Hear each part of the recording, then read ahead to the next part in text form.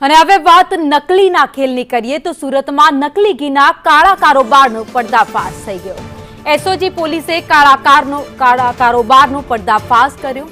Sachin જીઆઈડીસીમાં branded કંપનીના નામે આ ઘી વેચવામાં આવતું હતું। ડુપ્લિકેટ ઘી બનાવવાનું નેટવર્ક અને ફેક્ટરી ઝડપાઈ ગઈ। સમગ્ર મામલે એસઓજી પોલીસે વધુ તપાસ હાથ ધરી। 2000 કિલોથી વધુનો જથ્થો જપ્ત કરવામાં આવ્યો, જ્યારે 1700 કિલો રો મટીરીયલ પણ જપ્ત કરાયો। ફેક્ટરી માલિક ભરત પોલારાની પણ ધરપકડ કરી લેવામાં આવી છે। અમીન વાઢવાણિયાની પોલીસે ધરપકડ કરી છે। નકલી ઘી આસપાસના જિલ્લાઓમાં સપ્લાય કરવામાં આવતું હતું। આરોપીઓની પૂછપરછ કરી તપાસમાં સામે આવશે કે કયા કયા જિલ્લામાં આ નકલી ઘીનો જથ્થો પૂરો પાડવામાં આવતો હતો। તો રૂપિયા કમાવાની લાલચે આ વ્યક્તિઓ કેટલાક લોકોના સ્વાસ્થ્ય સાથે ચેડા કરતા હતા એ તપાસમાં સામે આવી શકે।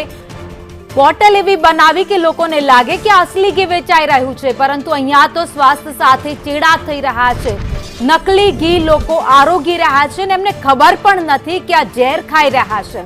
અને નકલી ઘી વેચતા આરોપીઓ ટીવી સ્ક્રીન પર તમે જોઈ રહ્યા છો, જેમને પોલીસે ઝડપી પાડ્યા છે અને હજારો કિલો ઘીનો જથ્થો જે જપ્ત કરવામાં આવ્યો।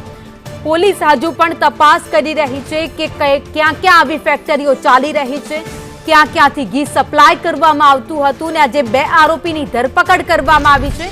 તેમણે અત્યાર સુધીમાં કેટલો જથ્થો ક્યાં આપ્યો છે અને તેમની પાસેથી કોણ આ જથ્થો લેતું હતું એ પણ મોટો સવાલ છે।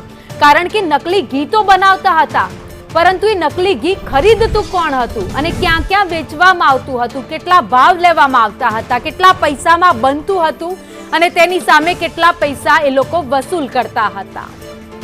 જો કે એકવાર નહીં અનેક વાર ગુજરાતમાંથી નકલી અખાદ્ય ખોરાક મળવાનો સિલસિલો હજુ પણ યથાવત છે। અગાઉ પણ નકલી તેલ મળી આવ્યું, નકલી પનીર મળી આવ્યું, હવે નકલી ઘીનો જથ્થો સુરતમાંથી ઝડપાયો છે।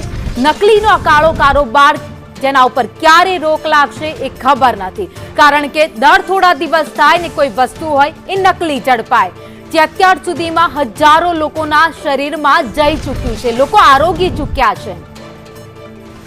ત્યારે તેમાં કેટલા કેમિકલ ભેળવવામાં આવતા હશે એ પણ ખ્યાલ નથી કે જે એના શરીર ઉપર કેટલી અસર કરે છે।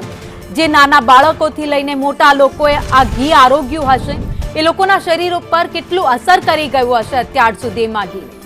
તો આ 2 આરોપીઓ છે જે આખી ફેક્ટરી ચલાવતા હતા, હજુ પણ તેમના પાસે કેટલો આ જથ્થો છે અથવા તો ક્યાંય રાખેલો હોય તેની પણ પૂછપરછ કરવામાં આવશે।